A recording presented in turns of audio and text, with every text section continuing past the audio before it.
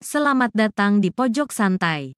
Sebelum Anda mendengarkan audiobook ini, kami menginformasikan bahwa channel ini adalah review audio dari buku yang ada di Indonesia. Untuk membaca keseluruhan buku ini, kami menyarankan membeli buku aslinya di toko buku kesayangan Anda, baik offline maupun online. Keberadaan channel ini dimaksudkan untuk membantu Anda mendapatkan pengetahuan dari buku-buku kesayangan Anda.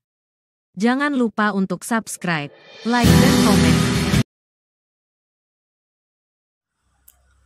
Selamat datang di Pojok Santai, channel khusus yang membahas komik dan novel dengan cara asyik. Kombang Hitam tidak pernah menduga sosok tidak kasat mata itu ternyata bidadari Jalang. Benarkah? Yuk kita nantikan kebenarannya di video kali ini.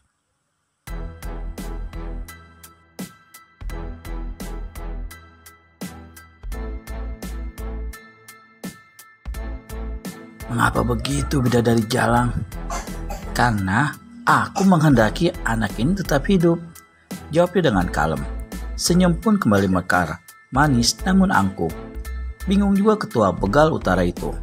Untuk merebut Suto, jelas sesuatu yang tak mungkin. Bisa-bisa nyawanya melayang tanpa arah yang pasti. Untuk membujuk bidadari Jalang agak sulit juga menurutnya. Tapi ia tetap mencobanya dengan bujukan. Apakah kau ada di pihak Rongga Wiseso, bidadari Jalang? Aku ada di pihakku sendiri. Lalu, mengapa kau menghendaki anak itu tetap hidup? Itu urusanku. Apakah kau ingin merebutnya dari tanganku? Kombang Hitam menarik napas. Tanpa gelisah, ia pun berkata, "Jangan sampai kita saling bermusuhan, bidadari Jalang. Terus terang saja, aku adalah salah satu pengagum kehebatanmu. Tak mungkin aku melawan orang yang kukagumi di seluruh rimba persilatan ini. Jadi, sebaiknya dengan rendah hati, aku meminta kepadamu agar Suto kau serahkan padaku. Biar impas dendamku kepada keluarga Rongga Wiseso." "Aku keberatan," jawabnya bernada ketus. "Kuharap kau tidak berkata demikian, bidadari Jalang. Aku tidak bisa menyerahkan anak ini kepada siapapun. Lupakanlah tentang anak ini.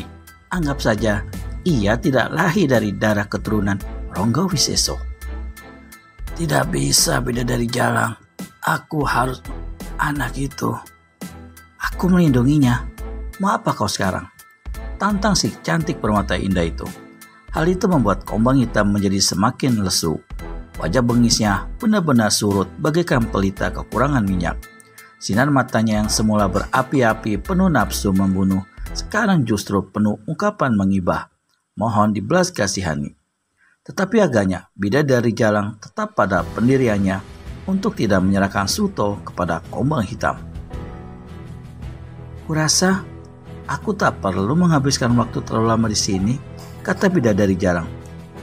"Tunggu sebentar," sergak Kombang Hitam kepada bidadari Jalang mau pergi membawa Suto. Ia buru-buru berbalik dan memandang dengan sorot mata yang tajam. "Mau apa lagi kau? Haruskah aku menghancurkan tubuhmu yang seperti badak itu?"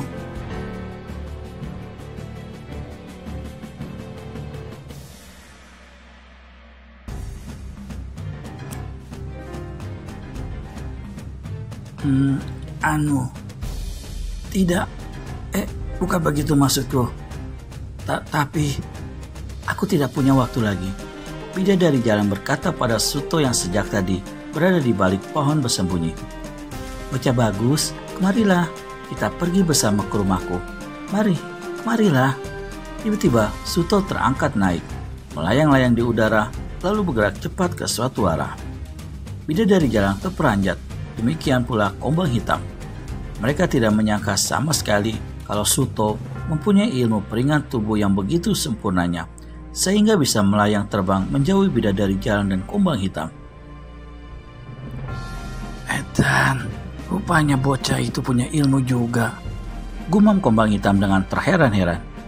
"Hiat!" Bidadari Jalang melompat dan bersalto di udara 2 kali. Lalu rambutnya berkelebat mengikat ke tubuh Suto, menjerat kuat sehingga anak itu tertarik ke tubuhnya.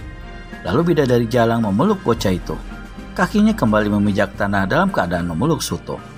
Sementara itu, wajah Suto sendiri tampak terperangah dan terheran-heran dengan apa yang terjadi saat itu. Belum sempat bidadari jalang menarik napasnya, tiba-tiba tubuh Suto meluncur naik, licin bagaikan belut dan kembali melayang di udara dalam keadaan bersalto 3 kali putaran. Wuk, wuk, wuk. Wow! Teriak Suto kebingungan karena merasa terbang tak tentu arah. Tap! Tubuh bocah itu jatuh ke dalam pelukan lelaki tua. Rasa heran Kombang Hitam belum habis saat melihat tubuh Suto melayang lepas dari pelukan bidadari jalang. Sekarang keheranannya kembali bertambah begitu melihat kemunculan lelaki berambut putih dengan jubah kuning. Mata Kombang Hitam kian terbelalak karena ia tahu siapa kakek tua bertongkat kayu hitam itu. Ah, si gila tuak, sebut Kombang Hitam tak sadar. Kakek itu tersenyum tawar. Kombang Hitam melangkah mundur lagi. Buat Kombang Hitam, kemunculan si gila tuak memang menggetarkan hati, sebab ia tahu siapa gila tuak. Tokoh terkuat di pihak golongan putih yang sudah 7 tahun tidak menampakkan diri di rimba persilatan. Kombang Hitam pernah melihat sendiri pertarungan gila tuak dan penguasa tanah neraka yang menggelar Malaikat Tanpa Nyawa. Pada waktu itu, Malaikat Tanpa Nyawa nyaris menguasai rimba persilatan di separuh tanah Jawa sebelah timur. Tapi tokoh dari golongan hitam itu akhirnya tumbang di ujung tongkat si gila tuak. Sedangkan Malaikat Tanpa Nyawa itu adalah ketua rampok wetan, di mana dulu Kombang Hitam pernah menjadi anak buahnya. Namun kehadiran si gila tuak tidak terlalu membuat bidadari jalang terheran-heran seperti Kombang Hitam. Bidadari jalang hanya tersenyum sinis dan berkata, "Kali ini kau muncul lagi gila tuak, dan kali ini kau mencampuri urusanku lagi." "Nyai Tawang Tresni," panggil si gila tuak menyebut nama asli bidadari jalang. "Jangan sangka hanya kamu yang membutuhkan anak ini, tapi aku pun membutuhkannya." "Oh begitu," kata Nyai Nawang Tresni alias bidadari jalang. Ia cukup tenang dan kalem. Kombang Hitam semakin was-was ketika si gila tuak berkata, "Rupanya kau punya murid baru ya?" Sambil melirik Kombang Hitam, lelaki yang dilirik itu menjadi semakin berdebar-debar. Ia buru-buru menyela perkataan, "Maaf gila tuak, aku bukan murid bidadari jalang. Sebenarnya anak itu adalah bagianku.